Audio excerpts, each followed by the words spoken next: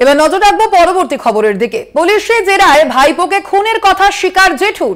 খুন করার পর নিজের ভাইপোর দেহ কবর দেবার চেষ্টা করেছিল মনে করছে বারাসত থানার পুলিশ। আঞ্জেব নবী ৩০ বছর ধরে কবর খোঁড়ার কাজ করত। ৭ দিন আগেই কবরস্থানের চাবিও নিয়ে রেখেছিল। কবর দিতে না পারায় ভাইপোকে গলায় ফাঁস দিয়ে ঝুলিয়ে দেয় সে। পুলিশের জেরায় সব কথা স্বীকার করে আঞ্জেব নবী। ঘটনাস্থলে আসামিকে নিয়ে ঘটনার পুনর্নির্মাণ পুলিশের। খুন করার পর নিজের ভাইপোর দেহ কবর দেওয়ার চেষ্টা করে এই আঞ্জেব নবী, এমনটাই জানা যাচ্ছে। এবং কবরস্থানের চাবিও ৭ দিন আগেই রেখেছিল সে।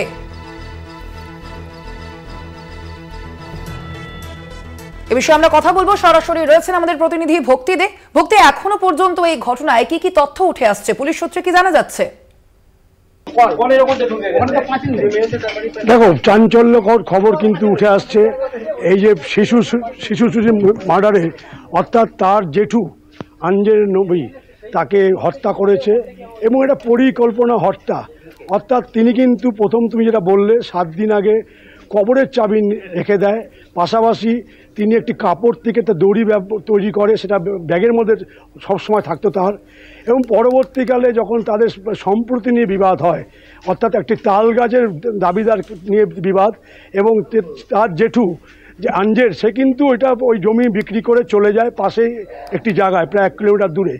কিন্তু তিনি যেহেতু এখানে আজান দিতেন, তাই এই তার নিজের বাড়িতে পাশেই আসতেন মসজিদে। এবং একদিন এই তালগাছ নিয়ে উভয় পক্ষের মধ্যে বচসা হয় এবং পরবর্তীকালে তার যে গোলাম নবী, তার যে ছেলে আছে, তাকে তার জেঠু হুমকি দেয় তোকে দেখে নেওয়া হবে। অর্থাৎ গোলাম নবীর ছেলে যে খুন হয়েছে, তিনি কিন্তু একসময় মারমুখী হয়েছিল বাবাকে যখন বাজে কথা বলছিল সেই সময়। পরবর্তীকালে কিন্তু দেখে নেওয়ার যে ঘটনা, তিনি কিন্তু সত্যি দেখে নিলেন এবং আজকে কিন্তু তাকে ঘটনাস্থলে নিয়ে আসা হয়েছিল, পুনর্গঠন করা হলো কিভাবে তাকে কোথার থেকে তোলা হয়েছিল এবং প্রথম কোথায় দেখা হয়েছিল, প্রথমে তাকে কোথায় মারধর করে এবং অবশেষে ফাঁস দেওয়ার পর কোথায় তাকে নিয়ে যায়। এই যে টোটাল বিষয়টি আজকে কিন্তু পুনর্গঠন করা হলো। পুলিশ তাকে নিয়ে এসেছিল, বিশাল পুলিশ বাহিনী। তোমাকে দেখাবো সেই বাড়িটির ছবি। সেই বাড়ি যেখানে তাকে মেরে রাখা হয়েছিল এবং তাকে মারার পর কিন্তু প্রায় বলতে পারো 9 তারিখ তাকে মারে।